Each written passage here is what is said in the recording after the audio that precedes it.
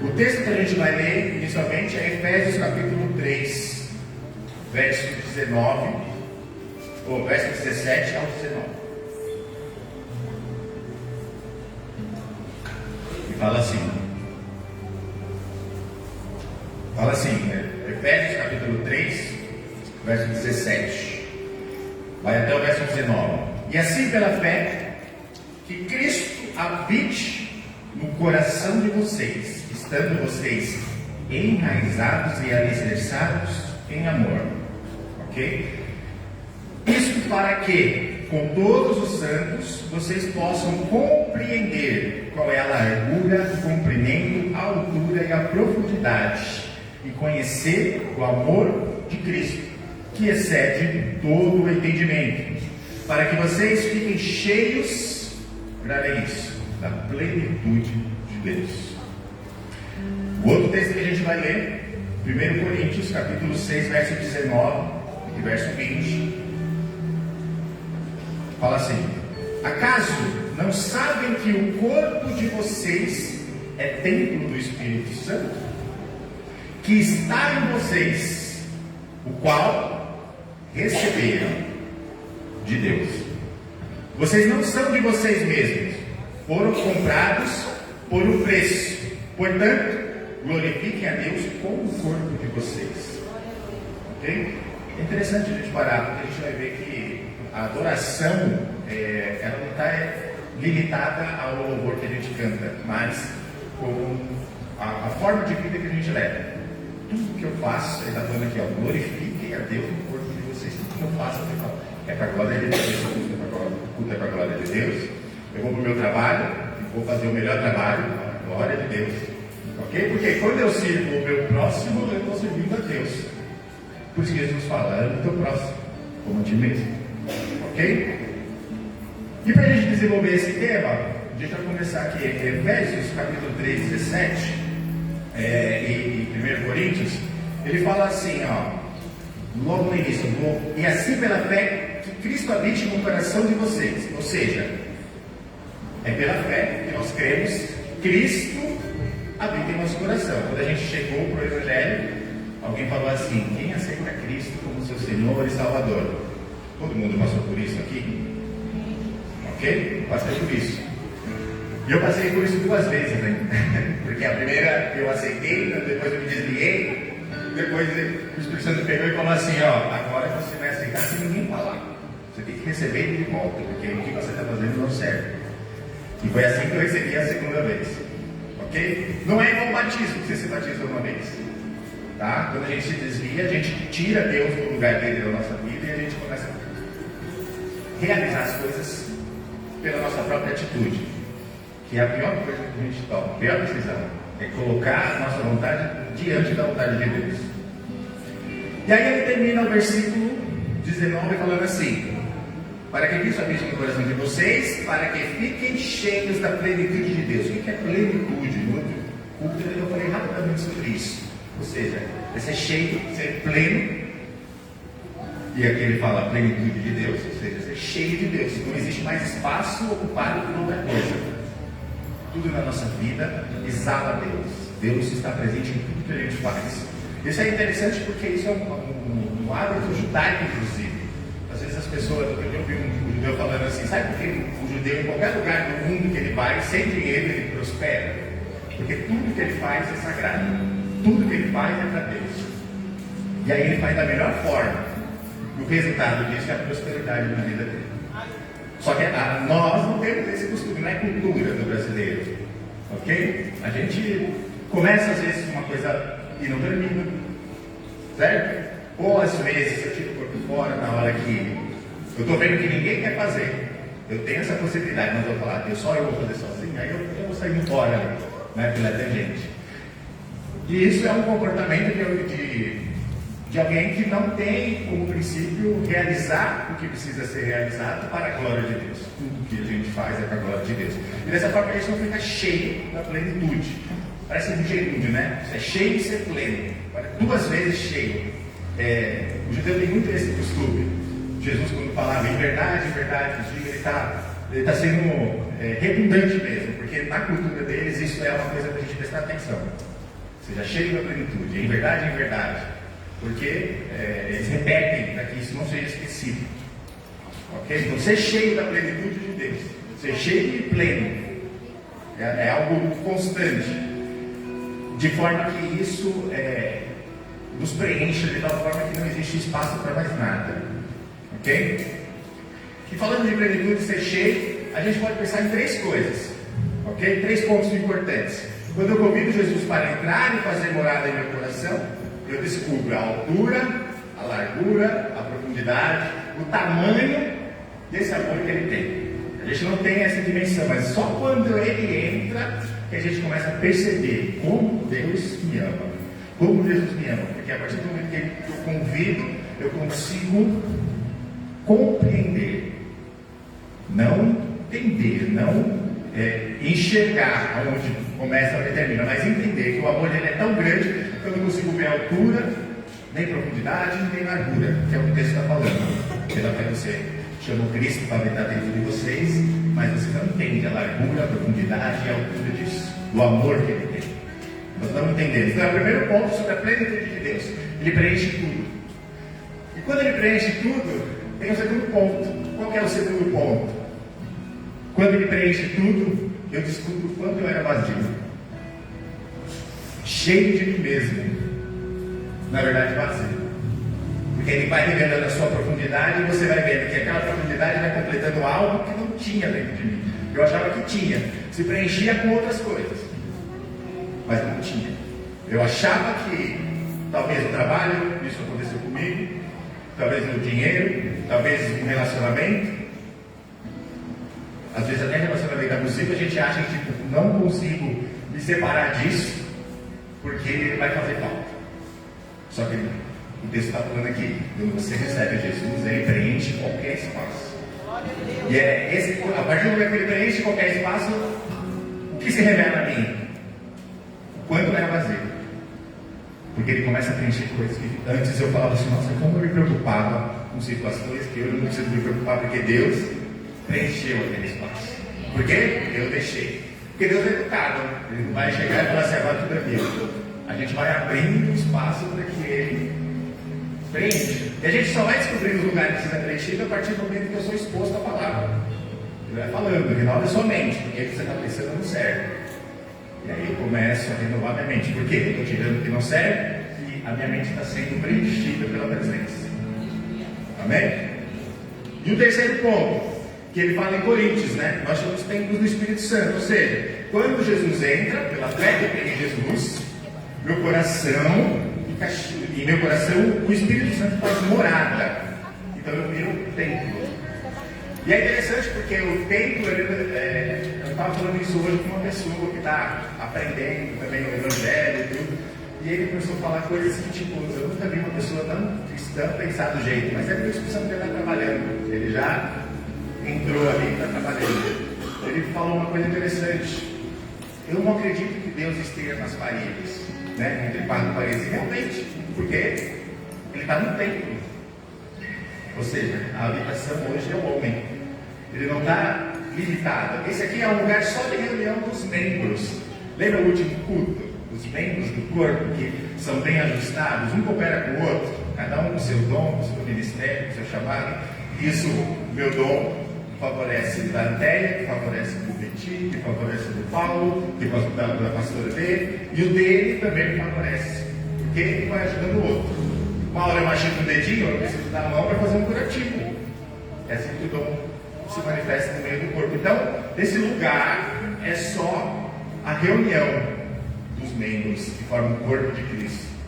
Ok? Só que a presença, o texto está falando aqui, habita no templo, que é o corpo. E aí ele fala, use o corpo para glorificar Deus, porque dentro tem um espírito. Eu aprendi uma coisa com a minha professora Valnice Milhomes. Ela falou um negócio que mudou completamente, eu nunca tinha pensado. Ela falou assim, tudo que você faz, você tem que pensar que existe um espírito que é santo dentro de você. Não importa se você está fazendo, vai fazer mal para você, não. Dentro de você tem um espírito que é santo. Tudo que você faz é por causa dele. Não tem como contaminar ele. A partir do momento que você contamina o templo, ele sai. Foi exatamente o que ela falou. Então, tudo que a gente vai fazer, a gente tem que pensar: eu estou fazendo é certo? Vai me sujar, vai me contaminar de alguma forma? Eu tenho que lembrar que existe um Espírito Santo habitando dentro de mim. Então, todas as atitudes, tudo que eu penso, tudo que eu falo, tem que ser a partir do momento que eu entendo que dentro de mim habita um Espírito que é santo. Amém? E isso mudou completamente a minha forma, porque eu pensava assim: eu não posso pecar para não ir para o inferno. Não, você não pode pecar porque o Espírito que é santo habita dentro de você. Amém? Essa é a importância. Colocar Deus acima de todas as coisas é isso. Não é achar assim: eu vou para a igreja porque Deus primeiro. Não. Você não vai cometer um pecado porque dentro de você tem um Espírito que é santo. Então pensa primeiro nele. Amém? E a partir desses três pontos, né? Conhecia a altura, a profundidade, a largura. Depois vi que eu era vazio a partir do momento que ele preencheu. E agora tem um Espírito que é santo e eu sou esse tempo. Eu posso fazer duas perguntas a partir disso. Como que isso funciona? Como essa presença de um Deus que é santo 3 vezes, na Bíblia sempre vai falar de Deus santo, vai falar dele santo, santo e santo. Ele habita no homem que é pecador, habita em mim que é pecador. A segunda pergunta: por que eu carrego essa presença dentro de mim? Por que Deus teve essa ideia? Onde que juízo que ele tem para colocar a presença dele dentro de mim? Ok? A questão do juízo aqui é só uma alegoria, tá? E aí, para a gente responder essas perguntas, esse privilégio que a gente tem de receber essa habitação, a gente precisa entender como Deus ensinou isso na Bíblia para a gente. Como ensinou isso para o povo lá no Velho Testamento. Como ele vem ensinando o povo que ele queria habitar no meio do povo e que em certo momento isso seria dentro do homem. Sempre foi a intenção de Deus se relacionar com o homem. A gente vai ver lá na criação, o homem sendo criado. Aí a Bíblia fala que Deus falava com Adão no jardim, e aí isso era no final da geração do dia. E isso quer dizer que Deus sempre teve a intenção de se relacionar no homem. Ele não criou o homem tipo: eu sou Deus, vou criar você e você vai fazer tudo que eu mandar, vocês têm que obedecer. Ele falou: vou criar o homem e aí eu vou descer lá para conversar com ele. A intenção de Deus sempre foi se relacionar com o homem. Tá certo? E aí, nesse relacionamento, ele demanda algumas coisas, algumas responsabilidades que a gente já viu lá nos 2 grupos passados que a gente falou. Ok? E João, capítulo 1, verso 14, vai falar assim, que Jesus é o Verbo. E o Verbo habitou. Vai colocar aqui.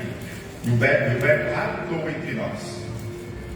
Então, sempre foi a intenção de Deus habitar no meio do povo.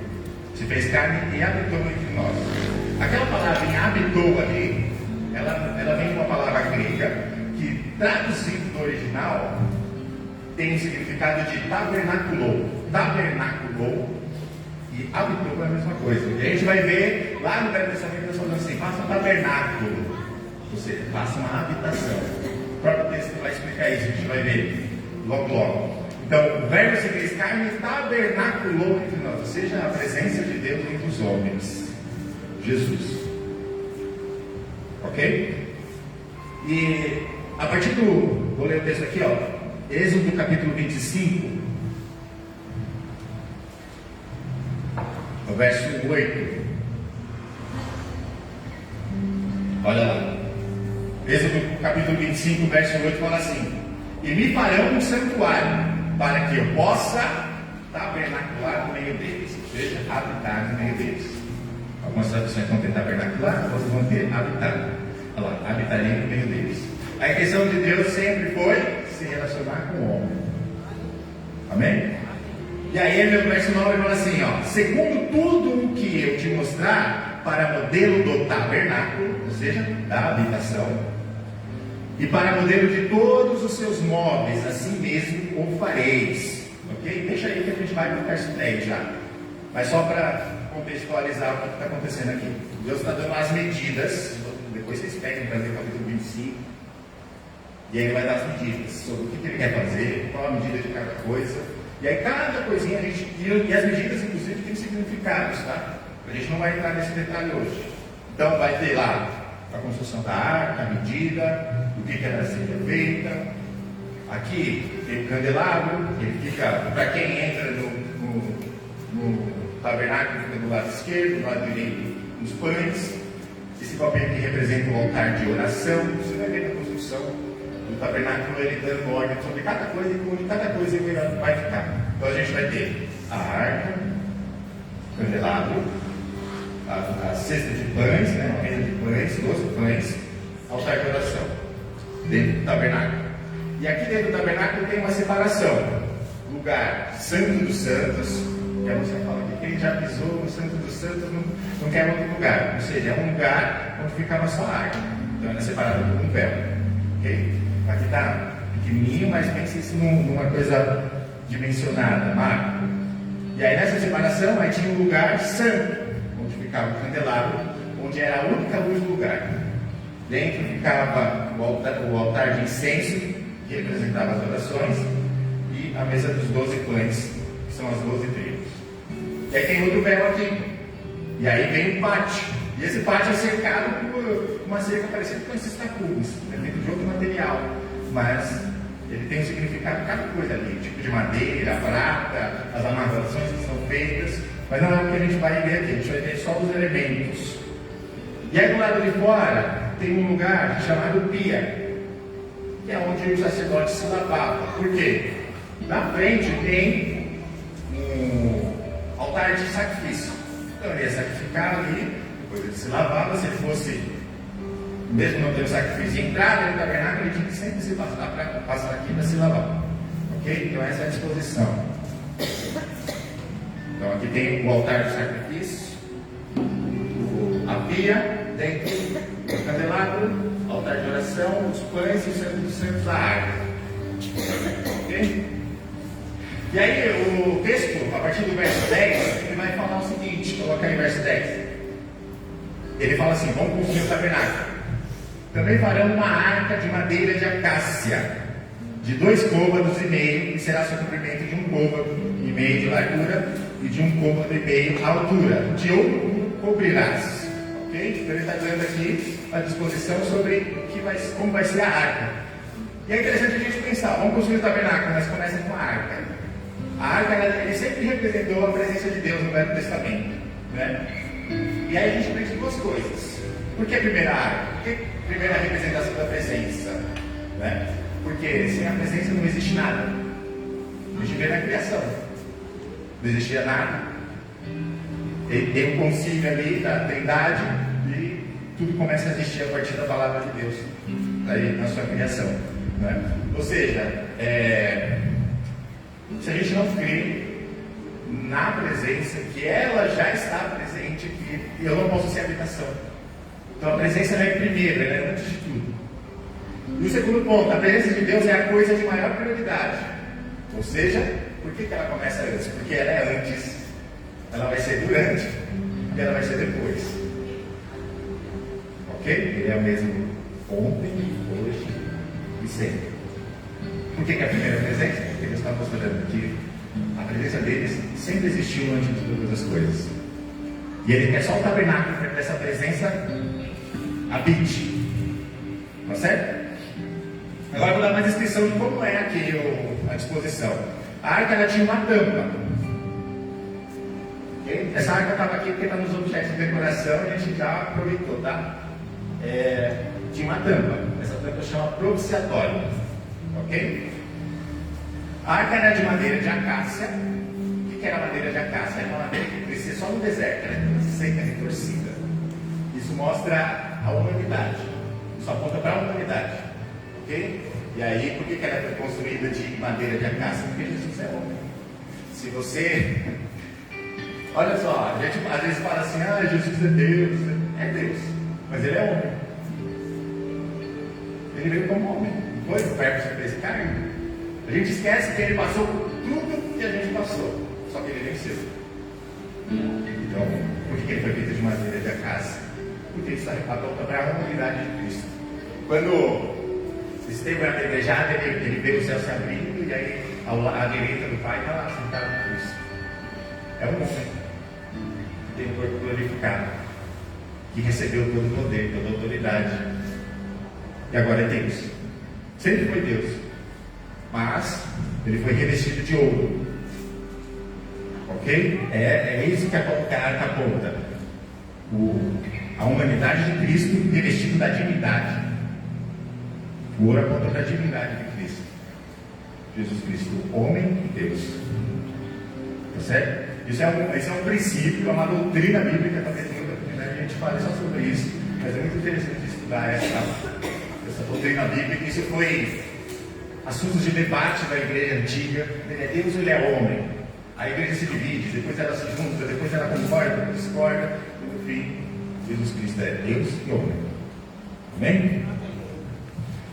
A arca era de madeira de acácia, que é essa madeira resistente, ela cresce no deserto, que é a condição humana, né? Difícil de trabalhar. E Deus fala, você vai fazer com essa. Ok? Isso nos traz um aprendizado. A arca era revestida de ouro por dentro e por fora, ou seja, revestida da divindade. As duas essências habitando em Cristo. Ok? Dentro da arca tinha duas tábuas da lei, ou seja, a palavra de Deus, a lei de Deus. Dentro da arca tinha, aqui tem inclusive duas aqui, se vocês quiserem depois do ver, está até escrito em hebraico os 10 mandamentos aqui. Então, por que estava dentro da presença? Porque é a palavra. Ok? Deixa eu ver, cada um já vai significar. Dentro da arca também tinha a vara de arame que floresceu. A arca também tinha um pouquinho do maná que caiu do céu. Estava tudo lá dentro. A arca tinha duas varas para poder ser carregadas. Okay? Aqui está bem curtinha, mas ela era longa, porque ela estava dentro do Santo dos Santos, ninguém podia entrar lá. E na hora que o tabernáculo era desmontado, ele precisava ser derrubado em cima da arca, com as varas para fora, porque aí o sacerdote levantava, levava. Porque quem quer entrar lá dentro, de qualquer jeito, ok? O sacerdote só entrava uma vez por ano lá. E aí, se precisasse mudar de lugar, essas varas eram compridas para fora do tabernáculo. E ele era desmanchado em cima da arca. Depois, no verso do capítulo 25, vocês vão ver essa descrição. Eles dobravam, colocavam um pano em cima azul, depois um pano vermelho. Tinha todo um trabalho especial só para poder desmontar o tabernáculo. Olha só o trabalho que antigamente tinha para poder carregar a presença de Deus. No meio do deserto, vamos desmontar tudo, mas a gente não pode entrar lá. Vamos desmontar tudo, mas tem que ser tudo com reverência. Tem que ser tudo com cuidado, com organização. Amém? A arca ela ficava dentro da tenda, né? Que era o tabernáculo, em um lugar chamado Santo dos Santos, como eu disse agora há pouco. Tinha um véu separado, o Santo dos Santos, e o lugar santo. Eram dois véus, ok? Na frente ali, ó, naquela parte, o sacerdote sempre podia entrar, porque ele tinha que acender essas luzes não podiam se apagar, ele tinha que acender os incensos, o pão que estava aqui, uma vez por semana ele podia comer, ok? Mas uma vez por ano, o sumo, o sacerdote tinha que entrar aqui e despejar o sangue do sacrifício. Tá certo? Então era uma vez por ano que ele entrava lá. E aí, por que eu detalhei tudo isso aqui? Vamos lá. Tem o pátio que é cercado, ok? E aí, logo quando a pessoa entrava no pátio, ela devia passar pela bacia para poder oferecer o sacrifício, ou na bacia para poder entrar ali. E o que a bacia nos ensina? A bacia de água. Ela é o único objeto, quando você lê lá o capítulo 25, que não tem a descrição do tamanho que deveria ser. E aí a bacia fala de purificação. Sabe o que é isso? Não importa o tamanho do nosso pecado, sempre tem lugar para lavar ele. Amém? Não importa. E aí era o único objeto, isso aponta também para o batismo.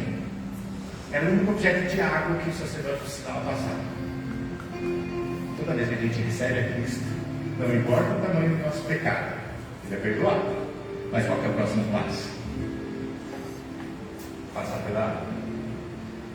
Amém? Então, se você não se batizou ainda, dá o seu nome, porque falta esse processo. Ok? O batismo tem várias outras coisas para a gente poder falar, mas aqui Deus já está ensinando isso. Ok? E aí os sacerdotes, eles ofereciam um sacrifício aqui, pelos pecados, né? Um altar de bronze. E a gente vai ver isso no Apocalipse. Jesus com pés como de latão reluzente. Latão reluzente é bronze. Sabe o que é isso? Esse altar é o lugar onde eram julgados os pecados. A pessoa chegava lá, eu tenho pecado, vou fazer um sacrifício. E quando o Apocalipse fala assim, que Jesus está no meio das 7 estrelas, dos 7 castiçais, e os pés, João fala assim, os pés eram como de latão reluzente, como de bronze. A gente muitas vezes passa por esse versículo e a gente não percebe, ou a gente não teme o que o versículo está falando. O altar de bronze era para julgar o pecado. E Jesus, com os pés de bronze, andando no meio da igreja, sabe o que ele está fazendo? Está julgando o pecado. Ele está esperando com os olhos de fogo o momento que a gente se arrependa para purificar. Mas ele está andando. E ele está bem. O altar de bronze é isso. Os pés de bronze reluzente lá no Apocalipse. É Jesus andando no meio da igreja. E o texto vai falar, ele está no meio dos 7 castiçais. E ele tem os anjos na sua mão, os pastores, aqueles que ensinam, aqueles que têm testemunho, ou que deveriam ter. E ele anda no meio da igreja. E ele conhece todos os nossos pecados. Os olhos de fogo eu estou esperando você se arrepender. Sabe qual é o problema? Ele está andando na igreja. Ele não está andando no mundo. Ele está no meio da igreja. Julgando o pecado que não deveria ter. A gente passa por esse versículo, não entende, pede na questão reluzente. O que é isso? É julgamento. Jesus está julgando. Isso tudo pesa no dia. Amém? Então a gente tem que estar sempre atento. Se eu creio que Jesus, o Espírito Santo está dentro de mim, eu aceitei ele no meu coração, existe uma presença o tempo inteiro, com pés de latão reluzente, julgando. A gente vê hoje, Jesus é amor, mas ele volta para cumprir o juízo. A volta de Cristo é isso. Ok? Vamos lá. Não é nem o que eu estava falando, mas vamos embora. E aí o que acontece? O sacerdote fazia o sacrifício, se lavava aqui para poder entrar aqui. Existe um um livro, chama Talmud. Talmud é uma descrição do Velho Testamento do judeu. Okay? Eles têm lá a tradição, a cultura deles, e lá tem um pouco mais de detalhe do que tem na nossa Bíblia. E aí você vai encontrar algumas coisas lá mais voltadas à cultura deles. E na cultura deles, o sacerdote que sacrificava, passava por aqui e passava pelo primeiro véu, ele andava no caminho. E aí eles então chamam isso de caminho, lugar de sacrifício, até entrar na presença. Ok? E aí quando ele entra na presença, lá nesse documento judaico que fala do Velho Testamento, que é o que tem nosso, mas eles têm mais detalhes. Ele passa pelo primeiro véu, e ele chama isso de vida. Não, verdade. E dentro do tabernáculo, quando eles passam para o lugar da presença, o outro véu é chamado de vida. E é interessante a gente parar para pensar isso, porque Jesus, acho que 14,6, vamos ver se é isso? 14,6. Eu sou o caminho, a verdade e a vida. Por quê? Porque ele é tanto o caminho, quanto o primeiro véu, como o segundo véu. A gente vai ver o apóstolo Paulo falando que a carne de Hebreus foi rasgada para que a gente tivesse acesso. Eu acho que esse versículo aqui a gente já vai ler, né? E aí, o que é importante a gente falar sobre tudo isso? Porque tudo isso tem uma representação de Cristo. Amém? O altar, o sacrifício do Cordeiro, o lugar onde a gente é purificado pelo sangue de Cristo. Ok? A luz do mundo era a única luz do lugar do tabernáculo. Os pães, o pão da vida. Amém? O altar de incenso, o intercessor.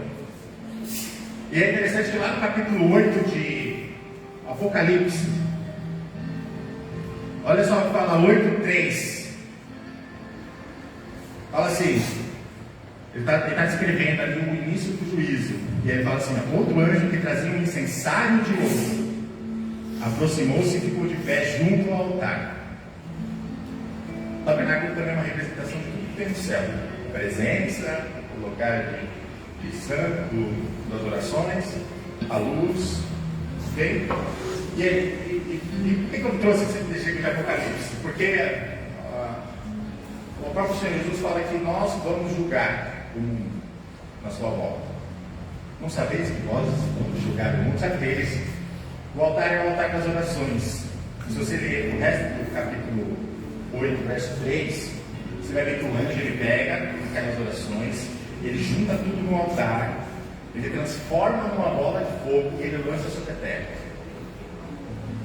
Sabe o que é isso? É o julgamento da igreja sobre o mundo. Hoje a gente ora, parece que nada acontece, mas está tudo juntando lá. Mas quando chegar a volta de Cristo, o anjo vai pegar todas essas orações e falar assim: agora chegou a hora. Isso volta para a terra como julgamento. Por isso que ele intensifica isso. Ele coloca fogo no altar com incenso, com tudo. E a Bíblia fala que transforma numa bola de fogo e ele joga na terra. Por quê? Porque a igreja é julgamento. A nossa oração hoje já é todo esse princípio. Aquele que te ofendeu, você vai lá e ora por ele. Assim, deu um incensinho lá no altar. Aquele que você acha que está te prejudicando, você ora por ele. Aí ele está enchendo mais um pouquinho o altar.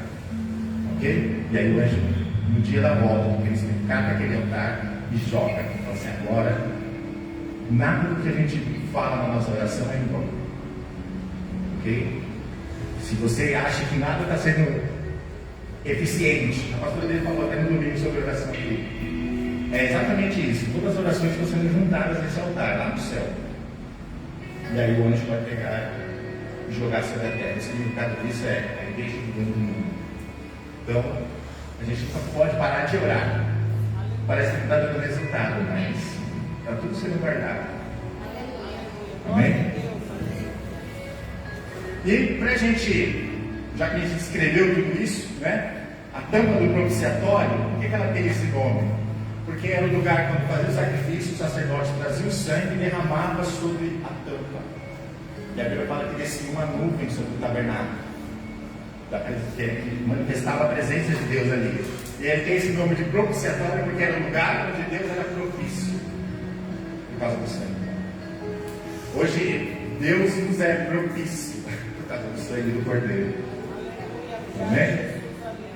Lá dentro tem a palavra que é o verbo, que é as tábuas da lei, a vara de arame que floresceu, que é Cristo que morreu, que ressuscitou, o maná, ok? O pão vivo que desce do céu. Então tudo aponta para Cristo aqui. A luz do mundo, os pães, tudo é Cristo. E toda a Bíblia no Velho Testamento está sempre apontando para Cristo. A gente vai ver lá quando Adão e Eva caem, e aí fala que a semente da mulher vai pisar a cabeça do serpente, Jesus. Ok? Deixa bem esse de Moisés libertando o povo, Jesus. Aí a gente vai lá ver Deuteronômio, Levítico, Deuteronômio, Números, a lei é Cristo, velho. Aí você vai ver Juízes, que a gente está estudando agora, cada juiz representando Cristo como libertador do povo. A gente vai ver Ruth, o que Ruth tem a ver? Boaz, o remissor, o remidor, é Cristo. E a gente vai ver tudo isso sempre apontando para Cristo. Todos os livros da Bíblia falam de Cristo. Tudo é para Ele. É sobre Ele. Amém? E aí, entendendo um pouco sobre essa presença, que é Cristo, a arca da presença, da aliança, que é Cristo, eu vou trazer 3 histórias aqui. Primeira de Uzá. Quem conhece Uzá? A gente vai encontrar isso aqui em Samuel.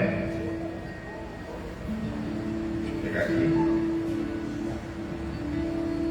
Segundo Samuel capítulo 6, ele vai contar um pouco sobre isso. O que está acontecendo?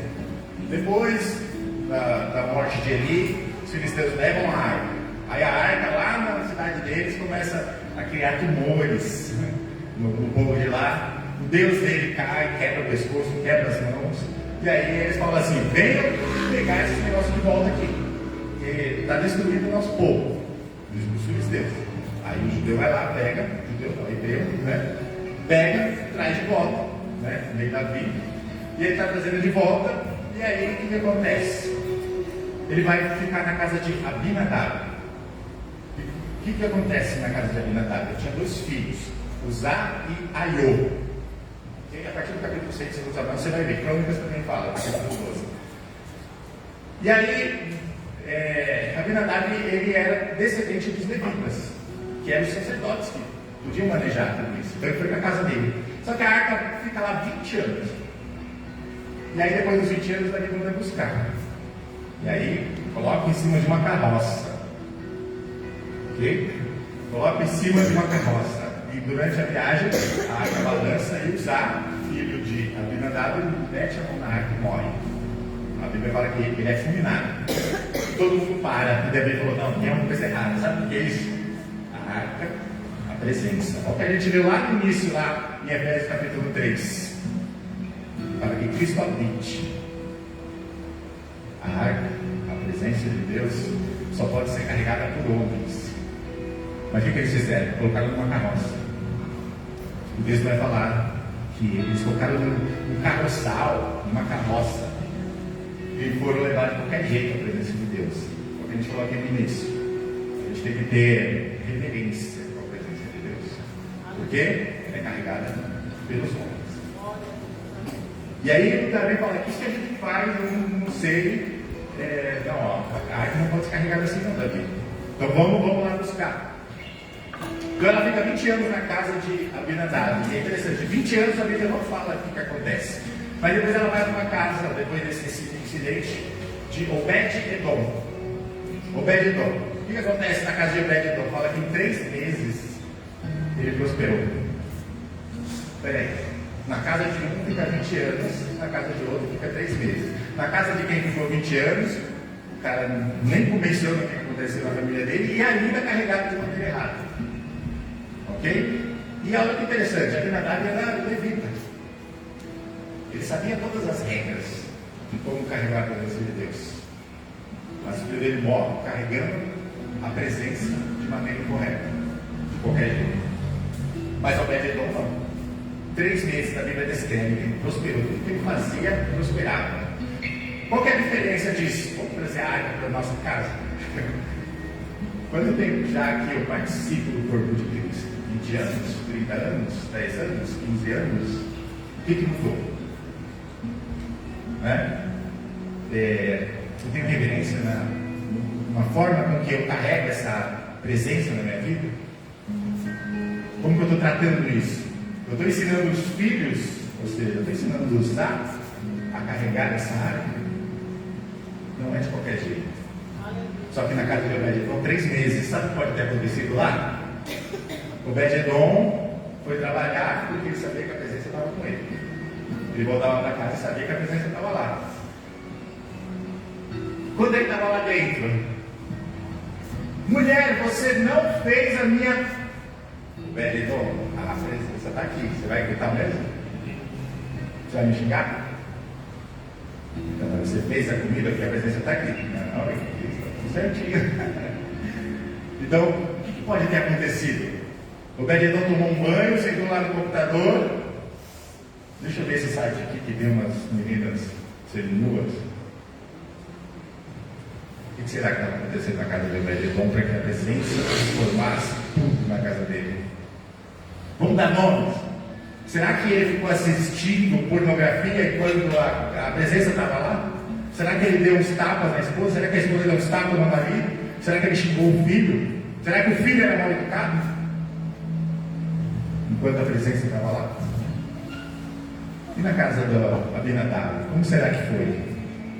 Para o filho carregar de qualquer jeito, sabendo que eles deveriam carregar, não as carroças.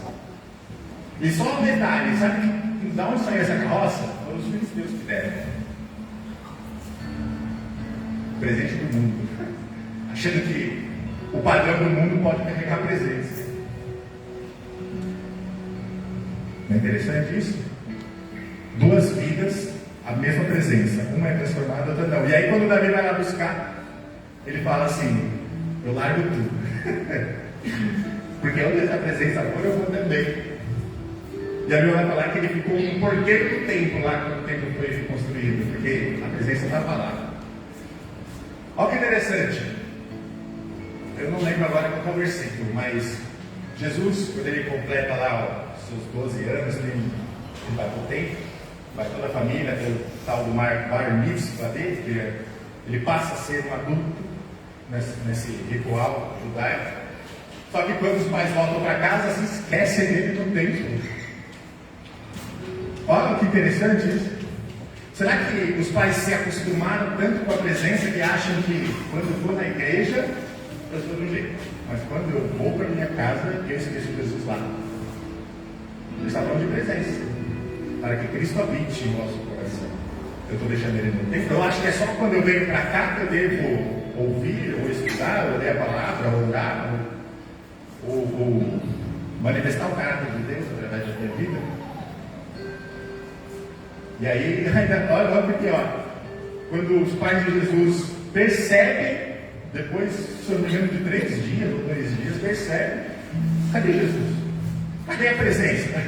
A gente deixou ele lá no templo, será? Peraí, vamos perguntar entre as famílias aqui. Eles perguntam para as pessoas mais próximas. Vamos no lugar errado de novo. E aí ele volta para o templo. Jesus, o que você está fazendo aqui? Não, aqui é o lugar. Olha o texto lá de Efésios capítulo 3. Para que Cristo habite em vosso coração. Para que a gente seja cheio da plenitude. Coríntios.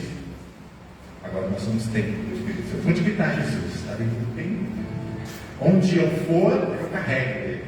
Eu não esqueço ele. Tem físico, que eu acho que é o lugar onde Deus vai falar. Ele fala aqui, ele fala lá fora, ele fala na minha casa, ele fala no meu trabalho. Isso sim eu creio. Eu estou carregando a presença. Amém? E aí essa ideia do Obed-Edom é um paralelo com o Abinadab, né? Isso nos mostra qual que é a importância que eu dou para a presença de Deus. Eu creio em todo o tempo que ela está comigo, ou eu creio que tudo isso aqui ela está, porque Deus está falando aqui. Mas quando eu vou embora, eu ouvi uma vez uma história, mas é uma história que conto nas igrejas, que uma filha falava assim: mãe, a gente pode dormir na igreja? Mas por quê? Porque toda vez que, quando a gente pisa na calçada na porta da igreja, o papai começa a tratar a gente bem. Sabe o que é isso? Eu acho que a presença é aqui, mas não é onde eu estou, porque eu sou o templo. E aí o texto de Coríntios fala: glorifiquem a Deus com vossos corpos. Você é templo. A arca está dentro de você. Tá? Para a gente finalizar, Hebreus capítulo 10, para a gente finalizar, capítulo 10, versículo 19 e 20 fala assim: portanto, meus irmãos, tendo ousadia para entrar no santuário pelo sangue de Jesus, pelo novo e vivo caminho que Ele nos abriu por meio do véu, isto é, pela sua carne. E tendo um grande sacerdote sobre a casa de Deus, aproximemo-nos com um coração sincero em plena certeza de fé, tendo o coração purificado da má consciência e o corpo lavado pela água pura. Hebreus, por que ele está falando tudo que está acontecendo no tabernáculo? Até você chegar lá, no Santo dos Santos, onde só o sumo sacerdote podia entrar, mas pelo véu que se rasgou, que é a carne de Cristo, você vai ter que purificar, crendo no sacrifício. Você está entrando lá pela fé. Então hoje nós temos esse acesso aos Santos dos Santos, o lugar da presença de Deus, que habita dentro de nós, por causa que Cristo morreu na cruz. E o véu, ele se rasgou, para que essa presença, onde eu vá, eu carregue a arca comigo. Amém? Então essa é a importância da presença de Deus na nossa vida. Eu aceitei a Cristo. Alguém não aceitou a Cristo? Falando nisso, todo mundo já aceitou a Cristo? Para que a presença de Deus habite, para que ela transforme, como fez na casa de Obed-Edom. Amém? Se a gente olhar para a nossa vida, eu olhando para mim lá atrás, antes de aceitar Cristo, e hoje eu vejo transformação do que aconteceu. Se você olhar para você vai ver. Né? Porque o tempo todo a presença de Deus está transformando a nossa vida. O tempo todo a presença de Deus está conosco. O tempo todo nós estamos carregando a arca. Não é de qualquer jeito. Não é assistindo qualquer coisa. Não é falando qualquer besteira. É com reverência. Sabendo que a arca de Deus, que a presença de Deus é santa.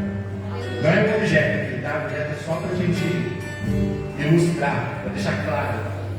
Mas o que a gente tem que levar para casa aqui? Quando eu sair do portão, vou virar a esquina junto com a presença de Deus. Vou entrar na minha casa, vou estar com a presença de Deus. Vou sentar para comer, é a presença de Deus comigo. Amém?